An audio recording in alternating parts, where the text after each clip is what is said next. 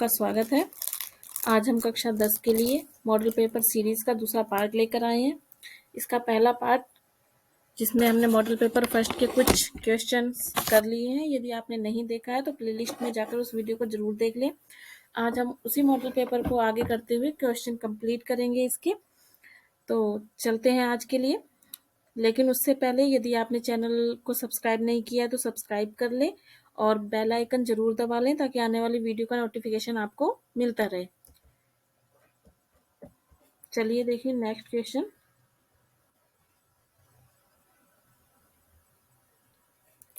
इससे पहले के जो क्वेश्चन थे, कुछ क्वेश्चन हम कर चुके थे। आप देख सकते हैं स्क्रीन पर आपको ये क्वेश्चन हम पहली वाली वीडियो के अंदर सॉल्व कर चुके हैं। आज हम उसी के आगे अपने नेक्स्ट क्वेश्चन से इस वीडियो की शुरुआत करेंगे। तो देखिए आज का नेक्स्ट क्वेश्चन हमारे लिए पहला क्वेश्चन रहेगा।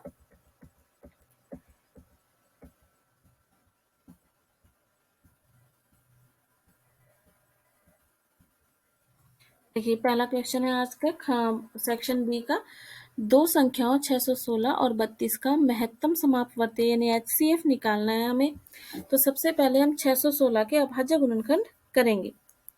अभाज्य गुणनखंड किस प्रकार से करते हैं? 616 सबसे पहले इसके अंदर हम अभाज्य संख्या जैसा हमें पता है 2, 3, 5, 7, तो हम उसी क्रम में इसमें भाग देंगे। पहले 2 का, अगर 2 का भाग नहीं जाता है तो 3, 3 का नहीं तो 5, इस तरह से क्रम से भाग देते हैं। तो अगर आपको सीधा इससे जैसे मैं अगर दूंगी 2 का भाग तो यहाँ पे लिखूंगी 2 3 6, फिर 0, फिर 2 8 16। अगर आप इस तरह से भाग डायरेक्ट नहीं कर पा रहे हैं तो आप साइड में 616 में भाग देकर देखिए 2 का। 2 3 6, ऊपर से हमें क्या उतारना पड़ेगा 16। जब दो अंक एक साथ लेते हैं तो बीच में क्या आता है 0। 2 8 16, कितना आ गया 308। फिर पीछे इकाई का अंक 8 है तो 2 का भाग इसमें जाएगा, फिर से 2 का भाग देंगे। 2 एकम 2, 2 पांजे 10, 2 चौके 8। आप इस तरह से भाग देकर देख लें। अगर आप डायरेक्ट नहीं कर पा रहे हैं, आप अब बार बार अभ्यास करेंगे तो डायरेक्ट इन प्रश्नों को कर पाएंगे। 2 एकम 2, 1 बचा 0, 2 पांजे 10, ऊपर से 8 लिया, 2 चौके 8। इस तरह से आप भाग करके देखिए, जो उत्तर आए उसे यहाँ लिखिए। तो अब मैं डायरेक्ट करूंगी। देखिए 2 का भाग देंगे तो 2 7 14 और 1 बचा 2 7 14। फिर यहाँ अब ना तो 2 का भाग नहीं, 3 का नहीं जाएगा, तो अब यहाँ किसका भाग जाएगा? सीधा 7 का भाग जाएगा। 7 एकम 7, 7 एकम 7। फिर 11 अभाज्य संख्या है तो 11 में किसका भाग जाएगा? 11 का भाग जाएगा। उसके बाद हम 32 के भी अभाज्य गुणनखंड कर लेंगे। 2 का भाग देंगे 32 में तो कितना आ जाएगा? 16। फिर 2 का भाग देंगे तो 8, फिर से 2 का भाग चला जाएगा 4, फिर से 2 का भाग 2, और फिर 2 का भाग देंगे तो कितना आ जाएगा? 1। तो आप देखिए 616 के अभाज्य गुणनखंड क्या हो गए? 2 गुणा 2 गुणा 2 गुणा 7 गुणा 11। और 32 के अभाज्य गुणनखंड क्या हो गए? 2 गुणा 2 गुणा 2 गुणा 2 गुणा 2। अब आप में से कैसे निकालेंगे? में से निकालने के लिए जो गुणनखंड दोनों में एक जैसा है उसे हम एक बार लिखते हैं, या कहेंगे दोनों में कम से कम जो समान संख्या है उसे हम बाहर कॉमन ले लेते हैं। ठीक है, तो इसे लिख दिया 2। फिर यहाँ भी ये कॉमन आ रहा है दोनों में 2, उसके बाद ये भी कॉमन आ रहा है तो उसे हमने लिख दिया 2। गुणा कर लेंगे तीनों का, उसके अलावा कोई भी संख्या दोनों में कॉमन नहीं है। 2 दूनी 4 और 4 दूनी 8। तो हमारा में से कितना आ गया यहाँ पर? 8। ये हमारा क्या हो गया? आंसर। चलिए नेक्स्ट क्वेश्चन पर। देखिए एक द्विघात बहुपद ज्ञात कीजिए जिसके शून्यक 4 और 1 है। शून्यक माना शून्यक क्या है? ये अल्फा है और ये बीटा है। ठीक है, जो हमारा द्विघात बहुपद होता है वो इस रूप में होता है ax² plus bx plus c। तो यहाँ पर यदि हम a, b और c के मान पता कर लें तो हमारे पास बहुपद आ जाएगा। तो देखिए अल्फा प्लस बीटा शून्यकों का योग यानी 4 प्लस 1 कितना आ गया? 5। लेकिन हमारे पास शून्यकों का योग का सूत्र क्या होता है? -b/में a, ये होता है सूत्र। ये तो हमने 5 तो हमने जोड़ के निकाला और हमारे पास सूत्र होता है -b/में a, तो इसके नीचे 1 लिख दिया। इसी प्रकार गुणा अल्फा गुणा बीटा, तो 4 का गुणा 1 से करेंगे तो कितना आएगा? 4। और जो अल्फा दो शून्यांकों का गुणनफल का सूत्र होता है हमारे पास c अपॉन में a। अब 4 के नीचे कुछ नहीं है तो अपने क्या लिख सकते हैं यहाँ 1, क्योंकि 1 होता है, ठीक है। अब अगर अपनी तुलना करेंगे तो देखो a के सामने क्या है 1, b के सामने क्या है -5 है ना, ये माइनस इसके साथ आ जाएगा, और c के सामने क्या है 4। तो a b c के मान हमारे पास आ गए। तो a की जगह 1 एक्स स्क्वायर, b की जगह माइनस का 5x और c की जगह 4। ये हमारे पास क्या आ गया बहुपद आ गया। चलिए अगला क्वेश्चन देखते हैं। द्विघात समीकरण 6x square minus x minus 2 बराबर 0 के मूल ज्ञात कीजिए। 6x square minus x minus का 2 बराबर 0 के मूल निकालने। तो सबसे पहले अपने को इसके गुणनखंड करने हैं। 6 का गुणा 2 के साथ करिए, माइनस का 2 है ना, 6 गुणा माइनस का 2 कितना आएगा -12। तो ऐसी दो संख्याएं जिनका गुणा करने पर 12 आ जाए और जोड़ने घटाने पे बीच में देखो कितना है माइनस का 1 आ जाए, तो 3 और 4 बनेंगी ना, ये संख्या है 3 और 4 गुणा करेंगे तो 12 आएगा, और जोड़ने घटाने में -1 आना चाहिए। तो जो हमें अगर उत्तर माइनस में चाहिए तो बड़ी संख्या के आगे कौन सा निशान होना चाहिए माइनस का। 3 और 4 में से 4 बड़ा है तो 4 माइनस का होगा। तो अब हम इसे कैसे लिखेंगे, 6x उसके वैसे के वैसा, -2 लास्ट में, बीच वाले पद को क्या लिखना है प्लस का 3x और माइनस का 4x, है ना, प्लस का 3x और माइनस का 4x, 3 में से 4 गए माइनस का 1 आ जाएगा, ठीक है। अब पहले और दूसरे पद में से तो देखो अगर आप सीधा कॉमन नहीं ले पा रहे हैं तो 6 के अभाज्य गुणनखंड कर लीजिए, 3 दूनी 6, 3 का 3 ही रहेगा, इसके भी कर लीजिए 2 दूनी 4। अब इन दोनों में से जो भी कॉमन है उसे बाहर निकालो, यानी कि 3 दोनों में आ रहा है और x भी दोनों में आ रहा है, तो यहाँ कितना बच जाएगा 2, क्योंकि 3 तो बाहर चला गया तो 2 बच गया, साथ में बच गया x प्लस 1 माइनस इन दोनों में से 2 बाहर आ गया तो यहाँ पे बच गया 2x, माइनस जब बाहर आ जाते हैं तो अंदर वाले निशान बदल जाते हैं, प्लस 1 रह गया। जो ब्रैकेट में संख्याएं हैं वो दोनों एक जैसी होनी चाहिए, उसे हम एक बार लिख लेंगे 2x प्लस में 1, और जो बाहर है 3x माइनस 2 उसे हम एक ब्रैकेट में लिख लेंगे 3x माइनस 2। इन सब के बराबर में क्या है 0 है, तो 0 है तो हमें अगर यदि मूल निकालने हैं तो 2x प्लस 1 बराबर 0, और या फिर 3x माइनस 2 बराबर 0, दोनों में से एक चीज 0 होगी। यहाँ से x का मान निकालिए, पक्षांतरण करके ये क्या आ जाएगा माइनस का 1, और जो गुणा में 2 है वो बटे में, यानी x का मान -1/2।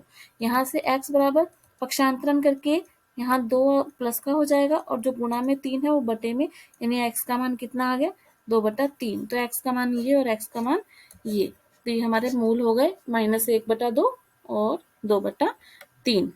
साथ साथ में वीडियो को शेयर करते रहिए दोस्तों के साथ, ताकि ज़्यादा से ज़्यादा बच्चे इसका लाभ उठा सकें। देखिए नेक्स्ट क्वेश्चन हमारा बिंदु 1 और -5 और -4 और 5 को जोड़ने वाले रेखाखंड को x अक्ष किस अनुपात में विभाजित करता है। ये कोई दो बिंदु हैं,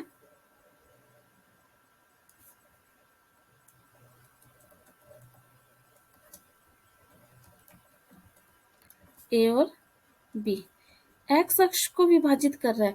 जब कोई चीज एक्स अक्ष की बात करते हैं तो वहां पर वाई का मान कितना होता है हमारे पास 0 होता है। तो ये कोई बिंदु है जो इसको बांट रहा है, हम मान लेंगे कि इसको किस अनुपात में बांट रहा है, के अनुपात 1 में। तो इसमें देखो अगर एक्स बिंदु का सूत्र होता है m1 x2 plus m2 x1 बटे में m1 प्लस में m2, और वहीं y अक्ष के सूत्र y अक्ष का होता है m1 y2 प्लस में m2 y1 बटा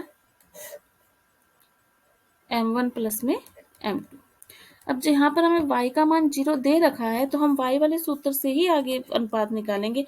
m1 और m2 क्या है, m1 अनुपात m2 जो हमने क्या मान लिया है k अनुपात 1 मान लिया है। तो यहाँ पे वैल्यू पुट करेंगे, y की जगह 0 बराबर k y2, ये हमारा x1, ये y1, ये x2 और ये y2।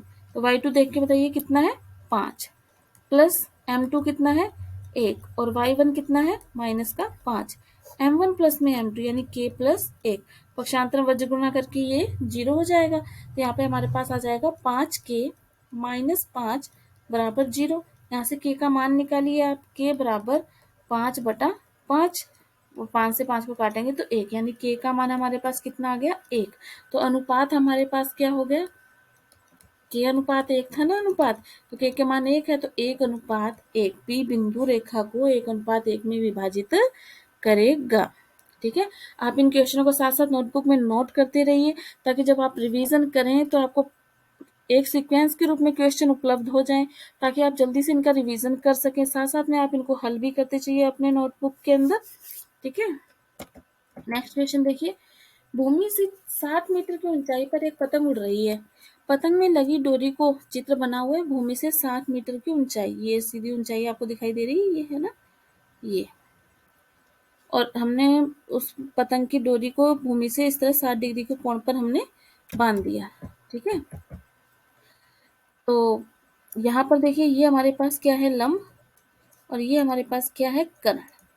जब भी इस प्रकार की ट्रिग्नोमेट्री वाली प्रश्नावली के अंदर कर्ण, लंब और आधार आए, तो हमने कल भी पिछली वीडियो में भी एक सूत्र पढ़ा था, लाल कक्का, है ना, याद हो आपको। तो ये किसका सूत्र है, साइन, ये कोस, ये टेन, नीचे से कोट, फिर ये सेक और ये कोसेक। यानी साइन का सूत्र है लंब बट्टे कर्ण, कोस का है आधार बट्टे कर्ण, टेन का है लंब बट्टे आधार, कोट का है आधार बट्टे लंब, सेक का है कर्ण बट्टे आधार, और कोसेक का है कर्ण बट्टे लंब। तो हमारे पास यहाँ एक लंब है और एक कर्ण है, तो जिसमें लंब और कर्ण आ रहा है ना, अपने को वही सूत्र लेना है। तो लंब और कर्ण साइन में आ रहा है, तो अपने यहाँ पे लेंगे साइन थीटा बराबर लंब बटा कर्ण। थीटा की जगह कोण लिखेंगे, हमारे पास कितने डिग्री का कोण है, 60 डिग्री का। लंबाई हमारे पास कितनी है, 60 मीटर, और कर्ण हमारे पास कितना है, L मीटर। ठीक है, साइन 60 का मान कितना होता है, तो आप देखो, आपने पहली लाइन याद की थी, 60 टेबल मैंने पिछली वीडियो में आपको सिखाई थी, वो आप जरूर याद कर लीजिए और उसको बनाना भी सीख लीजिए। ठीक है, 0, 1/2, 1/√2, √3/2, और तो 60 का मान कितना, √3/2।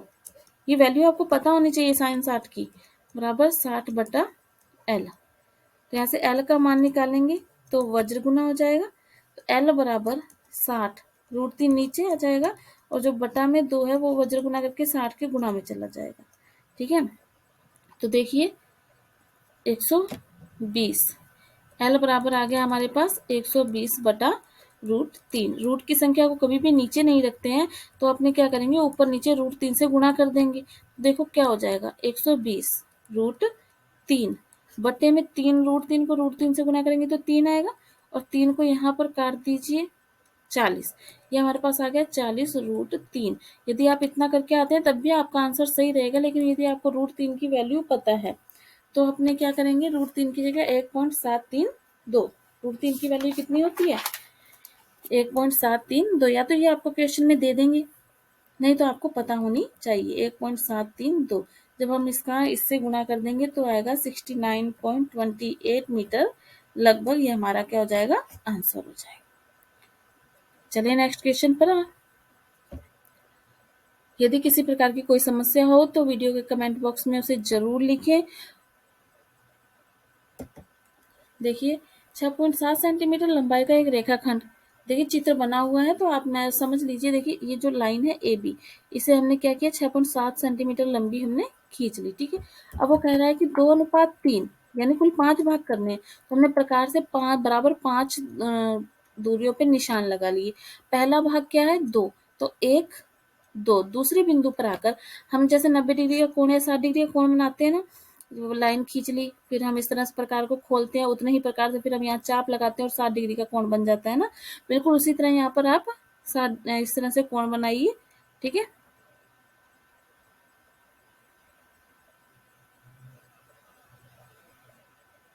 यहाँ भी आप इसको इससे मिला दीजिए ना, यहाँ पे पहले 2 पार्टों के बाद उसके बाद 3 पार्ट, 2:3। ठीक है, चलते हैं नेक्स्ट क्वेश्चन की ओर। 5 सेंटीमीटर तिरछा के एक वृत्त पर ऐसी 2 स्पर्श रेखाएं खींचिए जो परस्पर 60 डिग्री के कोण पर झुकी हुई हो। तो एक बार देखिए, कच्चा चित्र बना कर समझिए कि हमें बनाना क्या क्या है। ये हमने एक वृत्त ले लिया जिसकी त्रिज्या कितनी है, 5 सेंटीमीटर।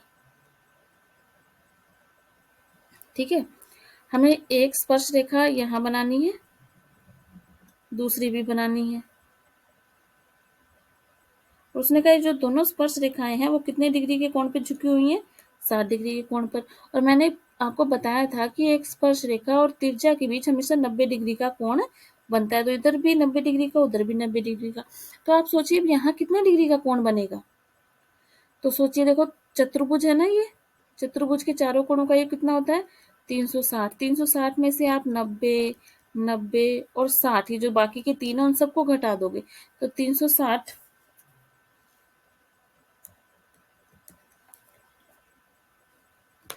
240 घटा दीजिए 120 डिग्री। मतलब ये जो बीच का कोण है ना, जो हमारे पर नहीं पता था वो कितने डिग्री है, 120 डिग्री का है। तो अब आप क्या करेंगे? अब आप सबसे पहले वृत्त बनाएंगे, वृत्त के यहाँ पर त्रिज्या खींचेंगे, त्रिज्या खींचने पर यहाँ पर आप कितने डिग्री का कोण बनाएंगे? 120 डिग्री का कोण बनाएंगे। फिर यहाँ पर आप 90 डिग्री का कोण बनाएंगे, यहाँ से भी आप 90 डिग्री का कोण बनाएंगे, और यह जो अपने आप आएगा ये कितने डिग्री का आ जाएगा? यहाँ से 60 डिग्री का आ जाएगा। इस तरह से आपको ये चित्र बनाना है। प्रकार पेंसिल लेकर के आप इसकी अभ्यास जरूर कीजिएगा। नेक्स्ट, यदि दो समरूप त्रिभुजों का क्षेत्रफल बराबर है तो सिद्ध कीजिए कि वे सर्वांगसम होते हैं। यह आपकी प्रमेय है। प्रमेय का एक निश्चित क्रम होता है, उसी क्रम में हम प्रमेयों को सिद्ध करते हैं। उसके लिखने का भी तरीका होता है। जैसे सबसे पहले हमें क्या दिया हुआ है, इसमें दिया है दो त्रिभुज। आप बिल्कुल इसी तरह से नोट करें इसको। दो त्रिभुज ABC व DEF क्या है? समरूप है और क्षेत्रफल में बराबर है। ये हमें दिया हुआ है, तो सबसे पहले जो दिया होता है हम उसे लिख लेते हैं। ठीक है, अब बिल्कुल इसी तरह से इसे नोट करें। अब दूसरे बार में अपने लिखते हैं सिद्ध करना है। सिद्ध करना है कि हमें क्या सिद्ध करना है? हमें सिद्ध करना है कि त्रिभुज ABC सर्वांगसम है त्रिभुज DEF के। मैंने सर्वांगसम का निशान लगा है। ठीक है, तो उपपत्ति अब जो हम सिद्ध करने जा रहे हैं उसके बारे में लिखेंगे। क्योंकि त्रिभुज ABC समरूप का निशान है, त्रिभुज DEF ये दोनों क्या है? समरूप हैं। तो त्रिभुज ABC का जो क्षेत्रफल है, एरिया मान लो या क्षेत्रफल है, उसका अनुपात, दोनों का अनुपात लगभग क्या होगा? बराबर किसके? उनकी भुजा के वर्ग के बराबर होगा। एरिया का अनुपात उनकी भुजा के वर्ग के बराबर होगा।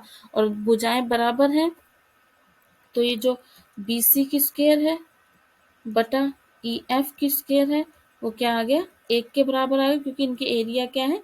एरिया का अनुपात क्या है? बराबर है। ठीक है, तो यहाँ से हमारे पास आ गया BC की स्क्वायर बराबर EF की स्क्वायर, यानी BC बराबर EF आ गया।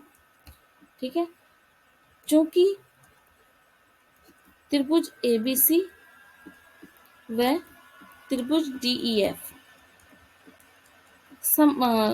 समरूप है।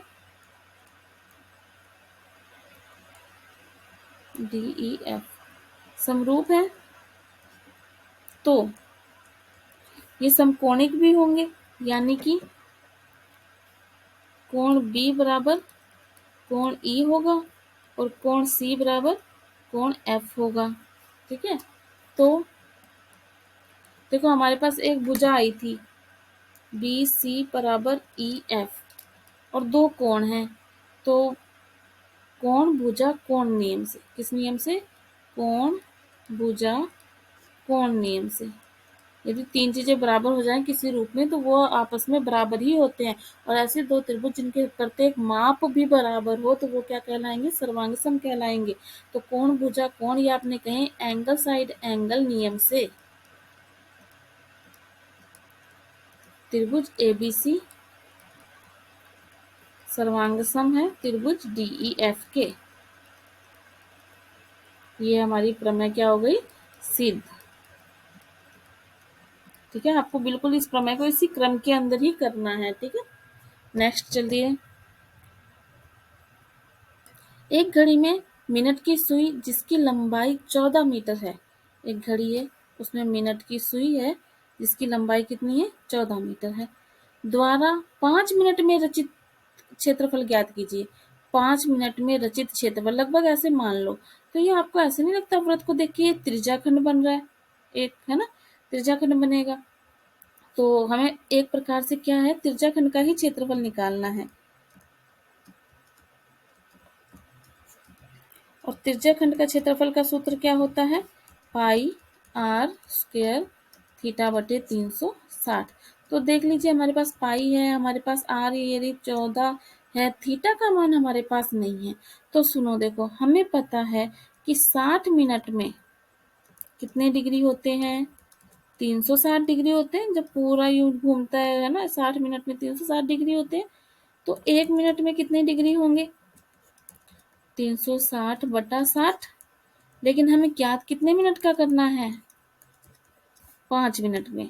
5 मिनट में कितने डिग्री होंगे, 5 मिनट के लिए तो 1 मिनट में 6 डिग्री होते हैं, तो 5 मिनट में होंगे 30 डिग्री। ये आपको निकालना पड़ेगा। अब यहाँ पर वैल्यू पुट कर लीजिए, पाई का मान 22/7 आर स्क्वायर यानी 14 गुणा 14, और थीटा क्या जगह 30 लिखेंगे, और बटे में क्या लिखेंगे 360। 7 के पहाड़े से काटा 2, 0 से काट दिया 0, 2 के पहाड़े से 18, फिर 2 के पहाड़े से 2 7 14, 2 9 18, 3 एकम 3, 3 तिया 9। आपको ऊपर एक संख्या ऊपर से एक संख्या नीचे लेके बस काटना है, ठीक है ना। अब 22 गुणा 7 होता है 154, बटे में क्या रह गया 3, 154 बटे 3 वर्ग सेंटीमीटर। ये हमारा क्या हो जाएगा, आंसर हो जाएगा। ठीक है, चले नेक्स्ट क्वेश्चन पर।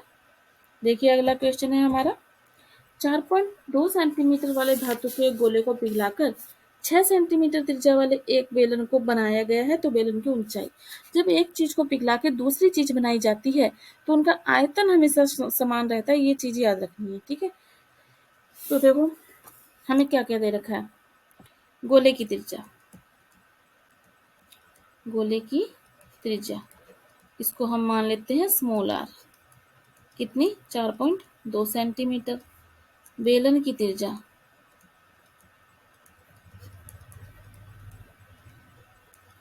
कैपिटल आर बराबर कितनी 6 सेंटीमीटर।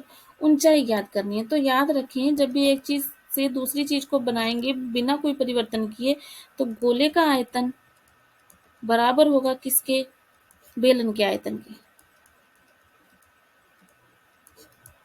बस इस चीज को आपको याद रखना है और वैल्यू पुट करनी है और आंसर निकालना है। गोले का आयतन का सूत्र क्या होता है, 4/3 पाई आर की क्यूब, और बेलन का आयतन पाई आर स्क्वायर एच।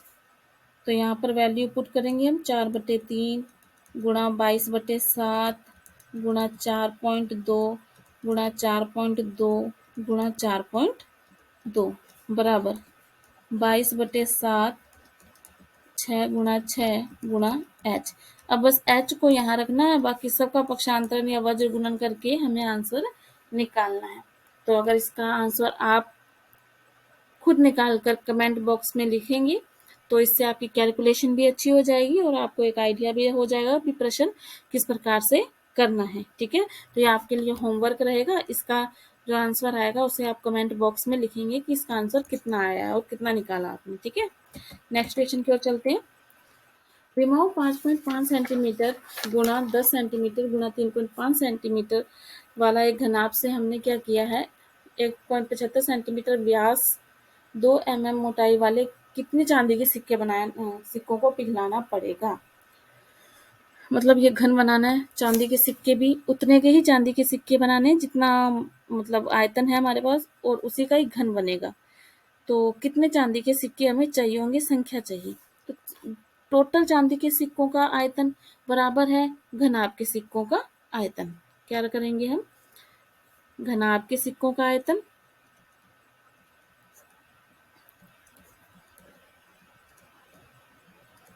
सिक्कों का आयतन बराबर चांदी के सिक्कों का आयतन, चांदी के सिक्के का आयतन। तो यहाँ पे हमारे पास एक सिक्का है ना, तो सिक्के तो बहुत सारे बनेंगे, तो जितने सिक्के बनेंगे उसका हम क्या कर देंगे, गुणा कर देंगे, और ये संख्या ही हमें निकालनी है। ठीक है। और एक चीज, 5.5 सेंटीमीटर, सेंटीमीटर, सेंटीमीटर, सेंटीमीटर, एन, मिलीमीटर। ठीक है। तो सबसे पहले तो ये हमें क्या है, गोले का व्यास दे रखा है। ठीक है। बेलन का, सॉरी, बेलन इस प्रकार से बनेगा, इस तरह से आकृति रहेगी बेलन की। बेलन का व्यास हमें दे रखा है पूरा, तो इसकी त्रिज्या क्या हो जाएगी, 1.75/2। ठीक है। तो देखिए, ये तो बेलन की त्रिज्या 1.75/2 सेंटीमीटर। ठीक है। और मोटाई कह दें या ऊंचाई कह दो, मोटाई या ऊंचाई कितनी है, 2 mm। 2 mm यानी कि 2 में 10 का भाग देंगे, क्योंकि एक सेंटीमीटर में 10 मिलीमीटर होते हैं। ठीक है। तो 10 का भाग, तो ये क्या आ गया, सेंटीमीटर। अब हमारे पास सभी इकाइयां सेंटीमीटर में है। अब हम क्या करेंगे, वैल्यू पुट करेंगे। तो देखिए, घनाभ का आयतन, आपको घनाभ के आयतन का सूत्र पता होना चाहिए, बराबर n, चांदी के सिक्के का आयतन, चांदी के सिक्के का आयतन।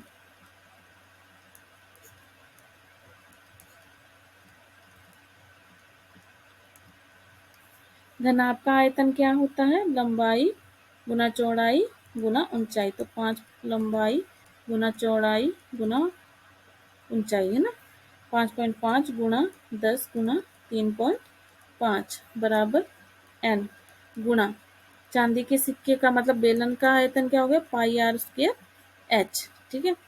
तो पाई की जगह 22/7, आर की जगह 1.75/2 गुणा 1.75/2 गुणा 2/10। अब हमें किसका वैल्यू निकालनी है, एन की वैल्यू निकालनी है। तो आप क्या करेंगे, वज्र गुणन करेंगे और इसे सॉल्व करके एन की वैल्यू निकाल करके कमेंट बॉक्स में मुझे बताएंगे कि आपकी एन की वैल्यू कितनी आई है, एन का मान कितना आया है। ठीक है। ये आपके लिए होमवर्क, थोड़ी सी मेहनत आप भी करें, क्वेश्चन को सॉल्व करें। ठीक है। चलिए नेक्स्ट क्वेश्चन पे चलते हैं। मात्रा ज्ञात करना है, बहुत ही आसान क्वेश्चन है ये हमारे लिए। सबसे पहले देखो, एक्स क्या दे रखा है, 20, 30, 40, 50, 60, 70 और 80।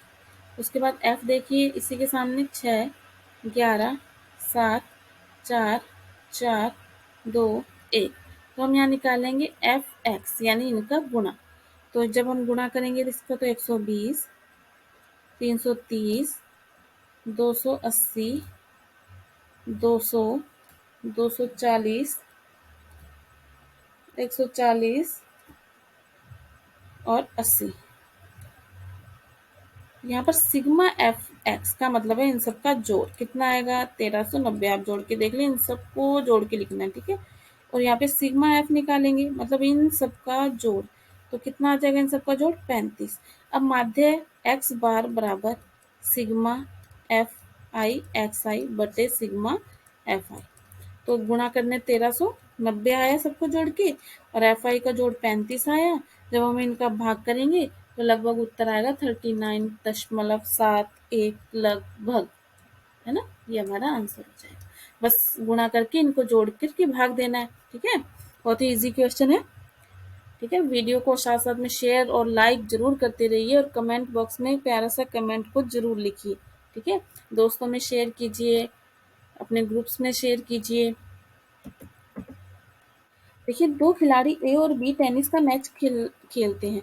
यह ज्ञात है कि ए के मैच जीतने की प्रायिकता इतनी है और बी के मैच जीतने की प्रायिकता क्या होगी। तो देखो, यदि एक जीतता है, ठीक है, समझो पहले, यदि एक जीतता है तो दूसरा हारेगा। तो एक के जीतने की प्रायिकता है तो दूसरे के हारने की प्रायिकता है, और एक के हारने की प्रायिकता है तो दूसरे के जीतने की प्रायिकता है। मतलब बी के जीतने की प्रायिकता तब आएगी जब हम ए के हारने की प्रायिकता निकाल लें। ठीक है ना। और ए के हारने की प्रायिकता, बात समझ में आ रही है ना, कि बी के जीतने की प्रायिकता तब आएगी, बी के जीतने की प्रायिकता, बी के जीतने की प्रायिकता ए के हारने की प्रायिकता के बराबर है। किसके बराबर है? ए के हारने की प्रायिकता के बराबर है।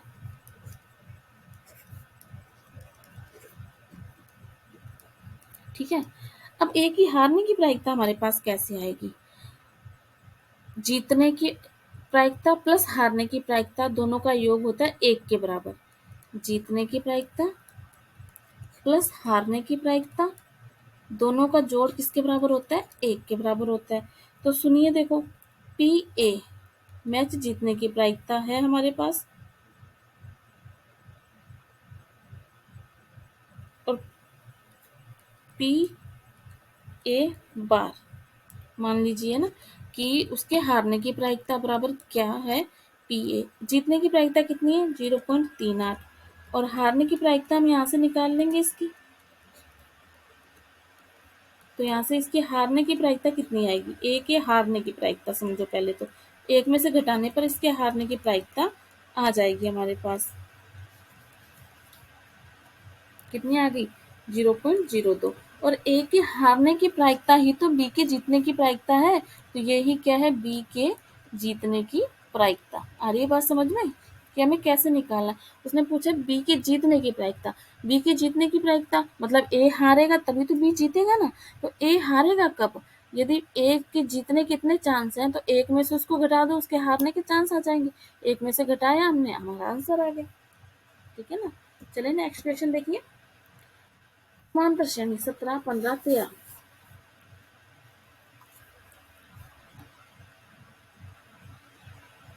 के कितने पद लिए जाएं ताकि उनका योग 81 हो जाए? n यानी पदों की संख्या उसने हमसे पूछा और योग कितना हो जाए?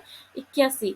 यानी एस एन का सूत्र क्या होता है? n/2 2a plus n-1 d। योग आ जाए तो योग का सूत्र तो यही होता है। तो योग तो उसने अपने को दे रखा है कितना? 81। n हमारे पास नहीं है, बटा 2, 2 की जगह 2, ए की जगह बताइए आप यहाँ कितना होगा? पहला पद क्या है? 17, तो ए की जगह कितना होगा? 17 प्लस n हमारे पास नहीं है, -1। डी बताइए, इनका जो अंतर है वो कितना है? 17। दूसरे पीछे वाले पद में से हम आगे वाले पद को घटाते हैं, यानी कि डी बराबर आएगा 15 - 17 बराबर -2। ये बात ध्यान रखनी है, प्लस का 2 नहीं, -2। ठीक है, तो डी का मान है हमारे पास -2, ब्रैकेट बंद। अब बस इसे सॉल्व कर लीजिए। सबसे पहले ये जो 81, ये जो बटे का 2 है उसको यहाँ गुणा में ले लो। 81 गुणा 2 बराबर 17 दूनी 34, 2 का गुणा n के साथ करेंगे तो क्या आएगा? माइनस का 2n, 2 का गुणा 1 के साथ करेंगे तो कितना आएगा? 2 एकम 2, प्लस का हो जाएगा, ब्रैकेट बंद। ठीक है, 81 गुणा 2 बराबर, यहाँ से ऐसा कीजिए, 34 और 2 कितने हो गए? 36। n 36 माइनस 2n, यहाँ से कुछ कॉमन आ रहा है तो बाहर निकाल लीजिए ना। 81 गुणा 2 बराबर n, 2 बाहर आ रहा है तो यहाँ पे बचेगा 18, और यहाँ बचेगा माइनस का n। ये जो 2 है वो बटे में जाएगा और इस 2 से ये 2 कट जाएगा। 81 बराबर n का गुणा 18 के साथ करेंगे तो क्या आ जाएगा? 18n, n का गुणा इसके साथ तो -n का स्क्वायर। पक्षांतरण कर लेंगे हम इसका, ये माइनस का n स्क्वायर इधर आ जाएगा, प्लस n स्क्वायर माइनस का 18n और प्लस का 81 बराबर 0। यहाँ तक की कैलकुलेशन आपको समझ में आनी चाहिए। देखो, सबसे पहले मैंने सिर्फ इसका गुणा कर लिया, इसको इस अंदर गुणा कर लिया। ठीक है, अब इसमें से ये 2 जोड़ लिया और -2 बाहर निकाल के 2 से 2 कैंसिल हो गया और अंदर गुणा करके ये बन गया। अब ऐसी 2 संख्याएं ढूंढो जिनका गुणा करने पर कितना है? 81, और जोड़ने घटाने पर कितना है? माइनस का 18।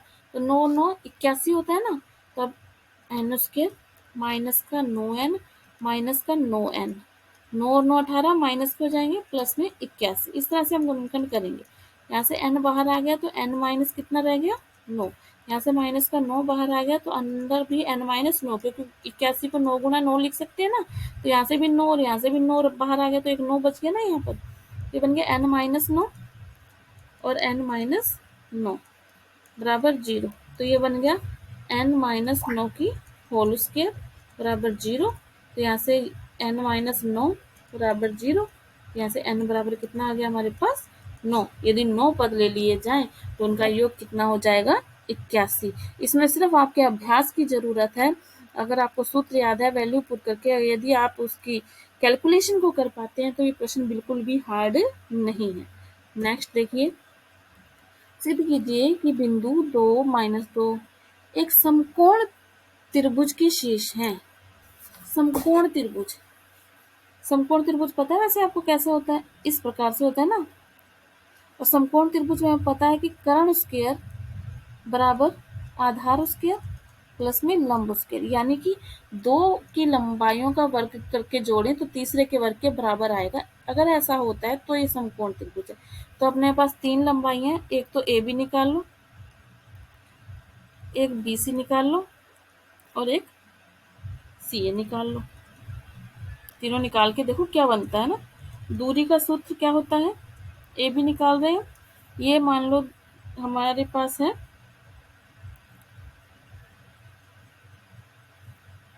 कोई भी x2 माइनस x1 इस तरह से है ना।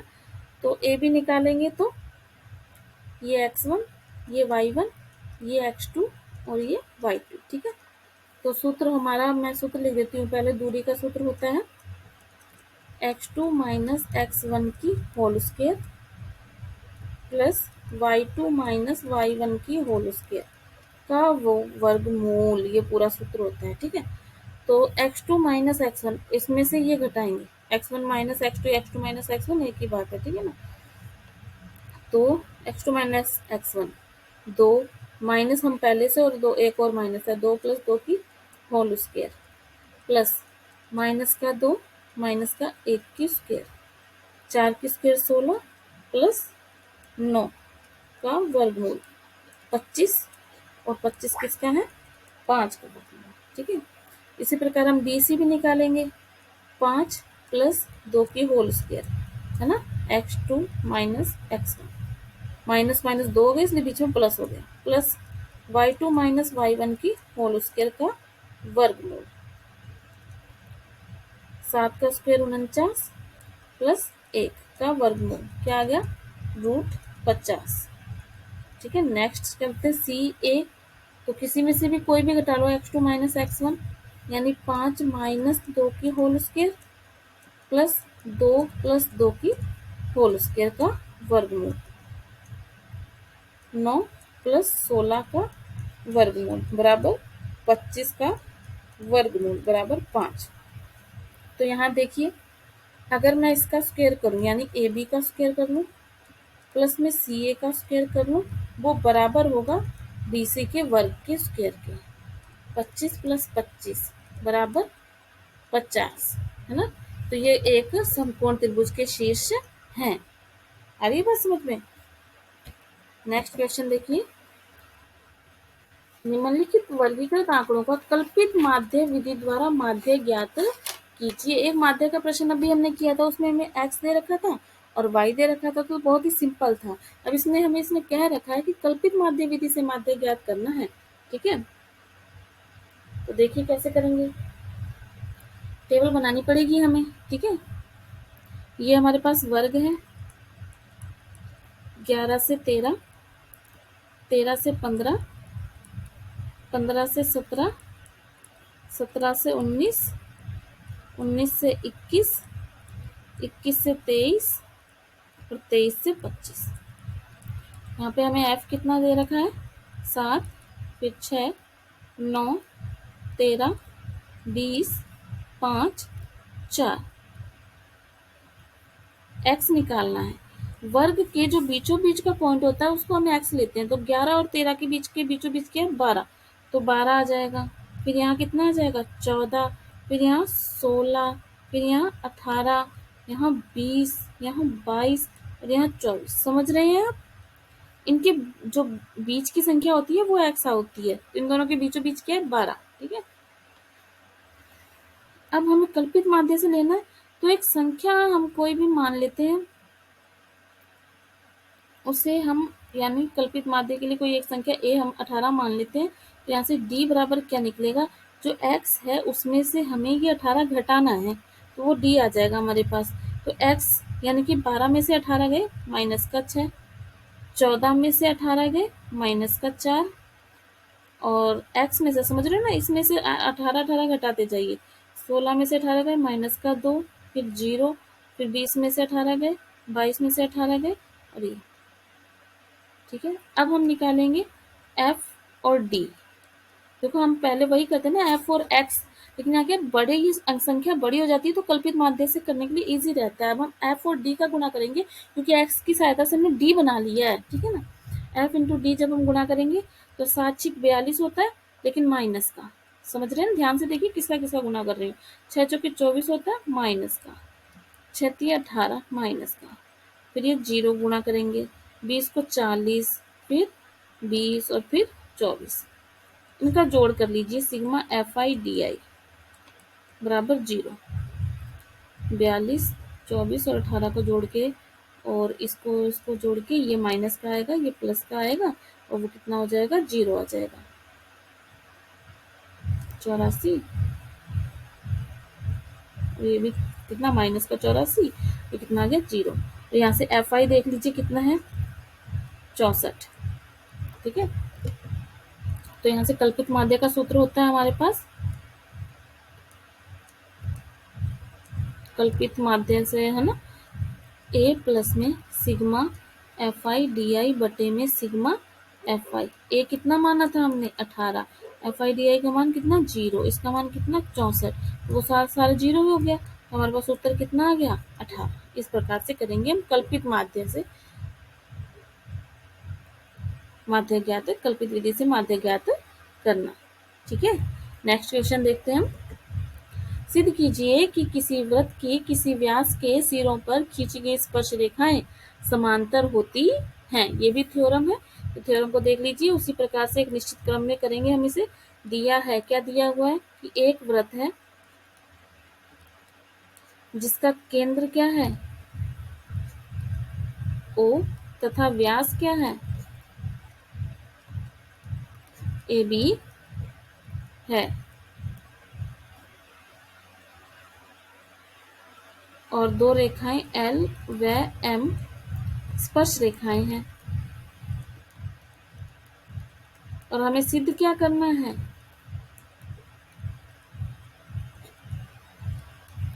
सिद्ध करना है L समांतर M, ये दोनों रेखाएं समांतर हैं। अब सिद्ध करने के लिए हम यहाँ लिखेंगे उपपत्ति, जो जो काम है वो करेंगे। ठीक है, OA त्रिज्या है, OA देख रहे हैं आप, ये क्या है यहाँ पर त्रिज्या, और L स्पर्श रेखा है, ये स्पर्श रेखा है, और मैंने आपको पहले ही बताया है कि स्पर्श रेखा और त्रिज्या के बीच में कितने डिग्री का कोण बनता है, 90 डिग्री का कोण बनता है। तो कोण 1 कितना हो जाएगा 90 डिग्री, और उसी प्रकार से कोण 2 भी कितना हो जाएगा 90 डिग्री हो जाएगा। कोण 1 बराबर कोण 2। ठीक है, मतलब ये इस तरह से एकांतर कोण हो जाएंगे ना, एकांतर कोण बराबर होती हैं तो रेखाएं क्या होती हैं, समांतर होती हैं। कोण 1 व कोण 2 एकांतर कोण है, और एकांतर कोण बराबर होने पर रेखाएं क्या होती हैं, समांतर।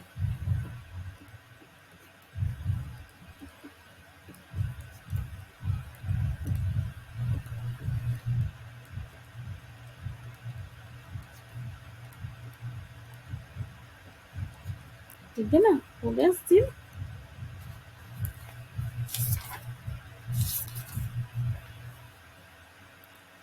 आज के लिए हम मॉडल पेपर के 20 प्रश्न करेंगे। जो खंड नेक्स्ट सेक्शन हमारा डी है वो हम वीडियो के अगले पार्ट में देखेंगे। आप इतने प्रश्नों का अभ्यास करते रहिए, साथ साथ में अभ्यास करना बहुत ही ज़रूरी है।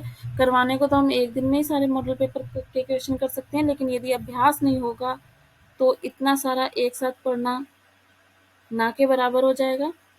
ठीक है, तो बेल आइकन को प्रेस कर लीजिए, तो जैसे ही हमारी नेक्स्ट वीडियो कल डल जाएगी तो उसका नोटिफिकेशन आपको मिल जाएगा। लगभग शाम के 7 बजे आपको वीडियोस मिल जाती हैं, तो बेल आइकन को प्रेस करके रखिए।